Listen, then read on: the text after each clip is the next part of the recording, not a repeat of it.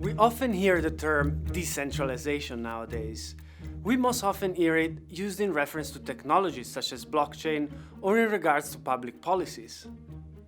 Decentralized sounds like a simple adjective describing something that is, well, not centralized. But decentralization actually describes many processes that have occurred throughout the entire course of human civilization. In fact, decentralization events can be recognized as major paradigm shifts in history.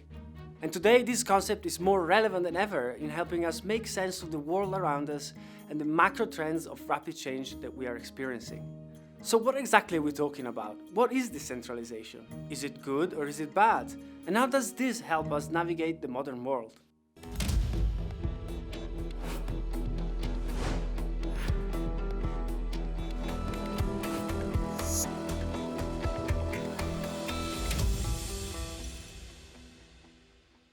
"12,000 years ago, fully decentralized hunter-gatherer societies began settling down thanks to the adoption of a new technology, agriculture. The increased food production afforded by agriculture meant that communities could now grow larger. Anthropologist Robin Dunbar famously suggested that we can only maintain stable personal relationships with up to 150 people. Beyond this number, people become acquaintances. And beyond around 1,500 people, we have complete strangers. So in communities smaller than 150 individuals, such as early hunter-gatherer tribes, everyone knew each other on a personal basis, so the community did not need formal governance.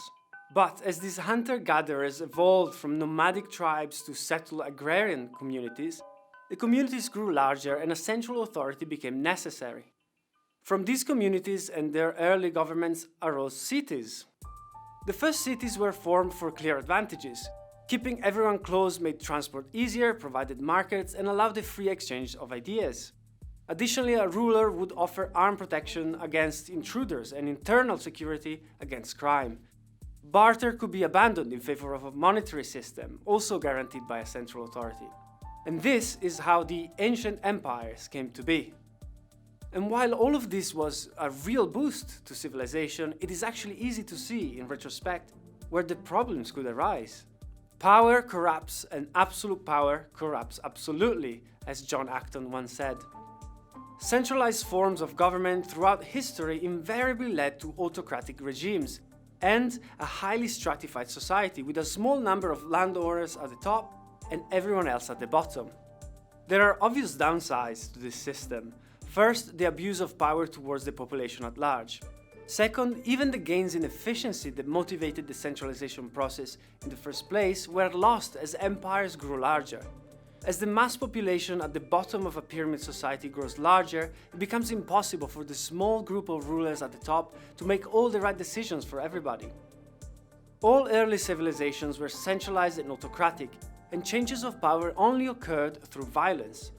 This was through invasions from a foreign power or insurrections from inside. This remained the case in most places and for most of history. But of course, there was a first exception to this. In 508 BC, the people of Athens decided that they were tired of being ruled by a single person. They decided they would rule themselves and be free. So they invented democracy. Demos means people, kratos means power, power to the people. This was arguably one of the most significant decentralization processes in the history of human civilization. The power was transferred from a central authority and distributed to the citizens. And with the power also came responsibilities. The Athenian democracy was a direct democracy, as citizens were required by law to vote on all decisions. This meant that citizen assemblies controlled the entire political system. This was a highly decentralized system. However, even this eventually led to pitfalls. As Athens grew in size and in power, the daily voting required for every single decision became a burden to the citizens and the state. With decentralized systems, you have to use different mechanisms to bring about coordination, whether that's incentives or social pressures. It's not always easy to have the entire system coordinating quickly, and this is known as a collective action problem. Modern democracies are in fact not very similar to the Athenian direct democracy, but resemble more closely representative democracy, which emerged in Rome around the same time. In the Roman system, legislative, executive, judicial, and military powers were conferred to the Senate, the magistrates, and the two powerful consuls. The consuls were elected by free male citizens of Rome, who were allocated voting power based on military status or wealth. While less democratic than the Athenian system, it was nevertheless the first attempt in history at a representative democracy, and the first time a monarchy was overthrown in favor of a republic. The Roman Republic was a great example of decentralization working in synergy with the centralized system. Administrative powers were delegated to the provinces, which allowed it to grow into the biggest military and economic power of its time. Eventually, Rome controlled the entirety of the Mediterranean. This lasted for almost 500 years, until the murder of Julius Caesar and the eventual rise of Emperor Augustus in 27 BC, turning the Roman Republic into the Roman Empire. This in turn centralized power once again by putting it in the hands of an individual. Historically, we saw the evolution of centralized authorities that were based on conflict and conquest. And usually after periods of conflict and conquest, one massive leviathan ruled over them and peace was achieved through suppression. A great example of this is the Roman Empire. Several enlightened Roman emperors alternated with the tyrants, and the Roman Empire eventually extended to all of Europe, Great Britain, and the Middle East. But this unsuitable, highly centralized governing system was eventually the demise of the Roman Empire. This pattern repeats in history. A process of centralization can bring about several advantages as a civilization expands, but when left unchecked, centralization can cause tyranny and inefficiency. Decentralization can offer a solution to the shortcomings of centralization, but it is a temperamental balance. As society grows, centralization creeps back in to once again provide the efficiency of scale. But as the power concentrates once more, decentralization is lost and tyranny comes back. Generally speaking, centralization processes happen over time, while decentralization happens as a paradigm shift, usually in response to excessive centralization or as a solution to some of its limitations. So far, we have seen an example of a technology, agriculture, which enabled centralization. But technology can also enable decentralization. A great example of this is the invention of the printing press. Before the invention of the printing press, in the Middle Ages, knowledge was highly centralized and mainly the domain of the clergy, who were primarily the only people who could read and write. One of the most interesting historical examples of decentralization comes in the simple printing press. Before, you had scribes internal to the Catholic Church who would be up in the top of their ivory towers scribbling away. Bibles were in Latin and had to be handwritten. But with the printing press, you really saw the democratization, I guess you could say, of literacy, of knowledge. And this opened Pandora's box for allowing people to learn, to become literate, and to start to rise and have a go in society, where before knowledge was highly centralized with the church. This is a great example of decentralization creating a paradigm shift, resulting from a single technological invention. And yet, centralization found its way back in. In order to mass-produce written content more efficiently, large publishers, newspapers and magazines became more prominent. Once again, we had gatekeepers of information. Another clear example of a centralized system is radio and television, where all information is channeled via the editorial choice of the major broadcasters. It is apparent that modern centralization has clear benefits, such as economies of scale and the resultant high production value. Think of how expensive a movie is to produce and for how cheaply you can enjoy it. And yet, centralization has intrinsic shortfalls. Namely that the few entities who have control over the majority often end up concentrating more and more power in their hands if left unchecked. This dynamic is kept in balance either via governance and regulation or via the introduction of new technologies which promote decentralization. For instance, the World Wide Web sparked a massive decentralization process. In the early days of the internet, it was really a research network. And there was this conception that if you had a decentralized system, then it would be a good way to survive some kind of military attack. Their directives and their funding were originally coming from the Pentagon, but in fact, it was kind of a bunch of hippie academics just kind of trying to make it work. They were piecing together leased AT&T phone lines and saying, okay, this one's up, that one's up. Is your machine on? Is my machine on? So you ended up with really this challenge of writing a language to allow computers to talk to each other and networks to talk to each other, rather than designing a telecommunication system. Suddenly, anyone connected to the internet could share and access resources or receive and provide services without intermediaries. This led to the masses taking back a large degree of power over publishing and content. At the same time the web was exploding, we also had the rise of personal computing. As microcomputers became cheaper and more available, the computational power to run software applications shifted from large centralized servers to individual homes and offices. This technology-enabled decentralization proceeded relentlessly throughout the 90s and the 2000s, with devices themselves becoming more decentralized in their functions.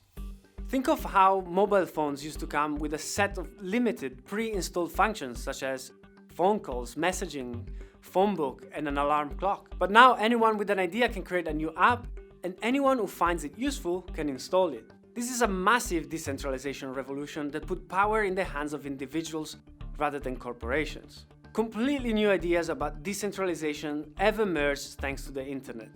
For example, open source software, which is freely available to anyone and is developed in a collaborative manner as opposed to the highly centralized development at large corporations. For instance, Android and Chrome OS are built on the open source platform Linux. Wikipedia is built on the open source platform MediaWiki, and Wikipedia itself is an open source, collaborative and decentralized platform. In a peer-to-peer network, data and processing power are distributed across a network of peers, as opposed to having all data and processing power on a central server. An example of this is peer-to-peer file sharing, where a file is made available for download simultaneously from multiple people on the network. This eliminates the need for a single gatekeeper of the data, typical of a server-client model. Developers such as Tim Berners-Lee, who presented the first web server, browser, and website in 1990, had a vision of a peer-to-peer network where everything could be shared, developed, and maintained by the community. But as this community grew, the bandwidth required to manage all the information and traffic outpaced what was available on the personal computers of the time. The success of the early web led to the necessity of massive web servers owned by a few companies. And despite the web pioneers' intentions of a decentralized network, centralization crept back in. When there were just a few hundred websites, it was a bit like a small town, easy to find what you needed or to ask someone who knew. But as websites quickly grew into the millions in the mid-90s, it became difficult and inefficient to find relevant information. The launch of Google in 1997 changed that.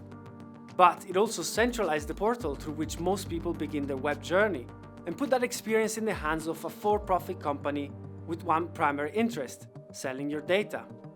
Think of how easy Amazon made online shopping since 1994, or how revolutionary the way Facebook has connected us since 2004. With their appealing convenience, tech giants represent the ultimate centralization force. It is practically impossible to compete with them as they have the advantage of a multi-billion user-strong network. The convenience offered to everyone by a centralized system is what gives it prominence, eventually concentrating power in fewer hands and costing more and more to the individuals. In the case of the centralized internet of today, the price we pay is that we, the users of the internet with our data, have become the #1 product for sale online.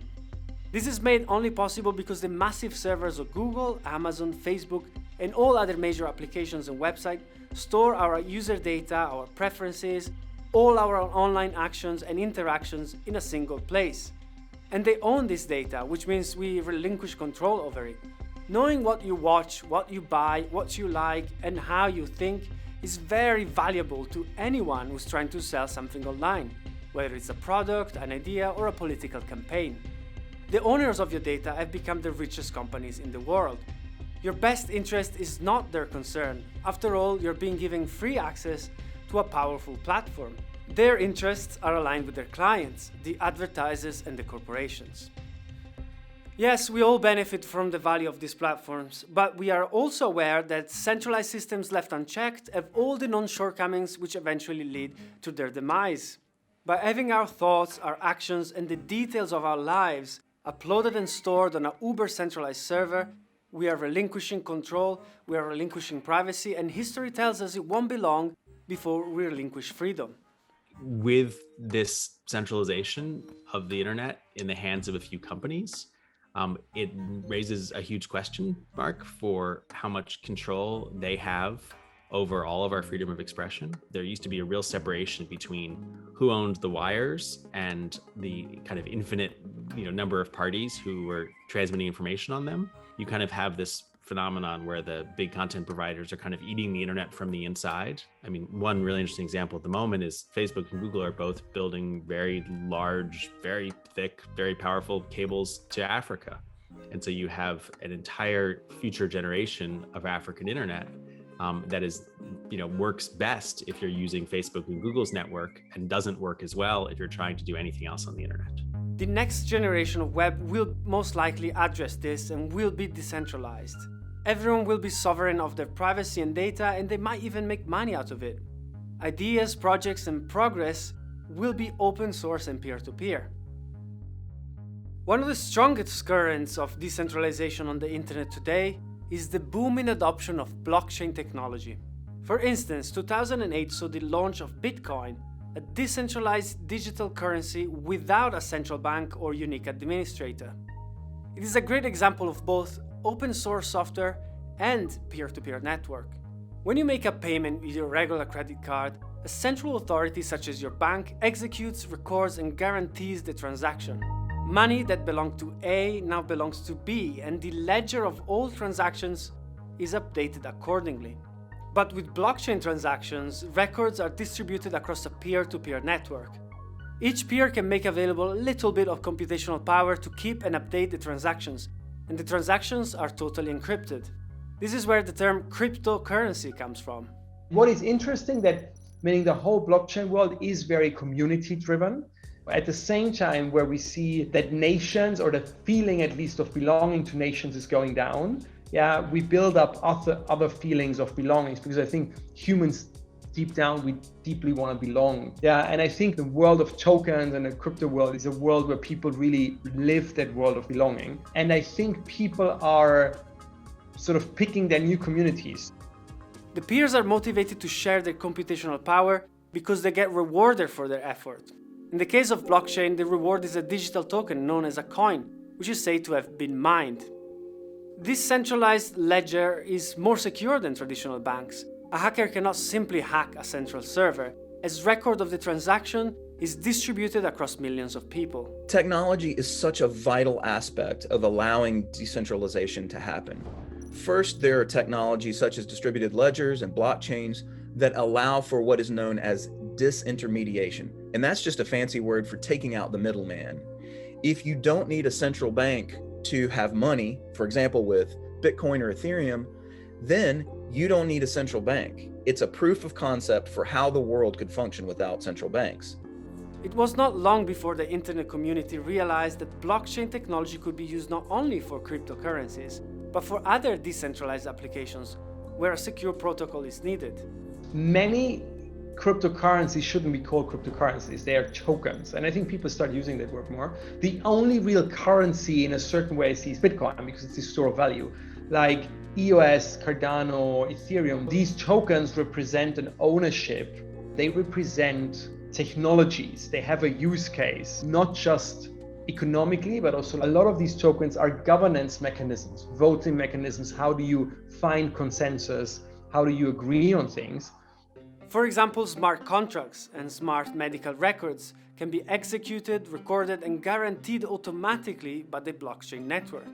But having a different platform for each type of data would prove to be inefficient, like having a different phone for apps, one for music and one for texting. To solve this, in 2013, Vitalik Buterin created the Ethereum platform. Where Bitcoin focuses on currency, Ethereum is an open source blockchain that can be scripted to handle any kind of secure information. This means that one platform can be used as an encrypted and secure holder of all your personal information without ever being exposed to hackers or a central authority.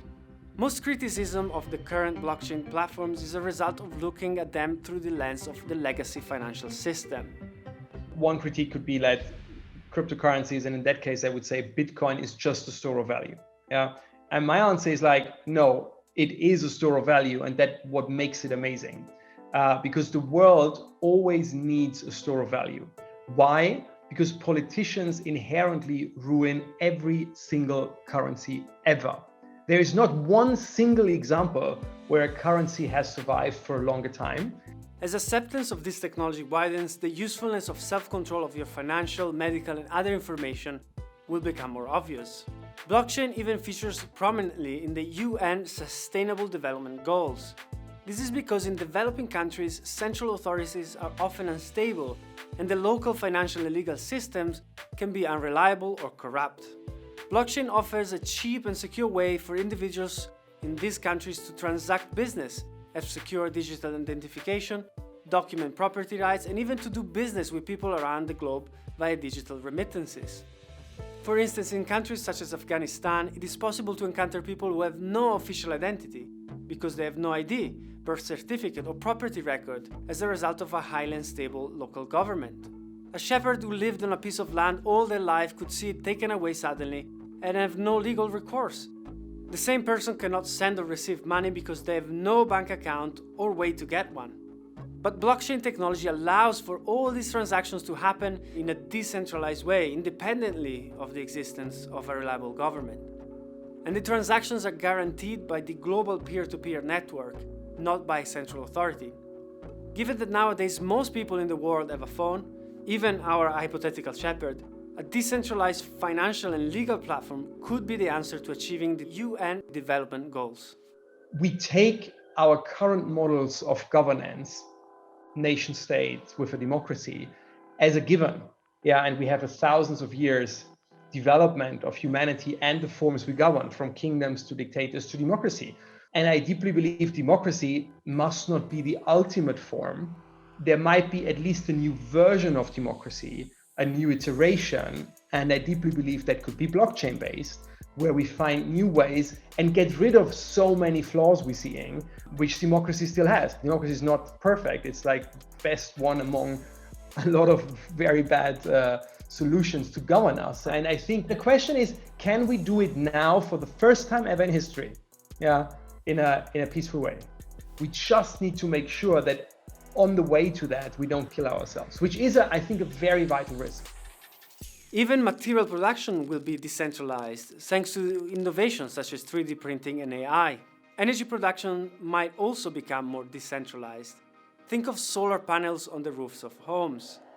Even agriculture is rapidly changing, as innovations like vertical farming free production from the ties of geographical location. Food will be produced increasingly where it is consumed, rather than produced centrally and distributed. This will improve food security.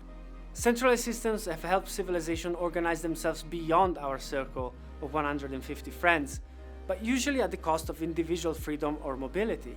The initial solution was the highest form of centralization. Kingdoms and empires were the norm for almost the entirety of the history of civilizations. But there is one thing that can help us transcend Dunbar's number and progressively shift towards a more and more decentralized, free and equal society: technology. And yet, all the examples of decentralization we have seen still exist within a framework of centralization. Our society still heavily relies on institutions, central governments, and the rule of law.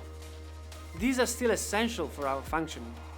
A decentralized free market economy, even in its theoretical purest form, still relies on the centralized guarantee provided by a fiat currency. Our future will be decentralized, but for now, centralization is still necessary. This is because the technology for full decentralization of our incredibly complex world is not yet available, and we have many people in this world who are still left behind. Decentralization is a process or a set of processes, not a standalone concept nor a one-stop solution to everything. But like all progress, it proceeds incrementally. If you'd like to learn more about any of these issues, check out the link below or visit www.rationalmind.show for more information and resources.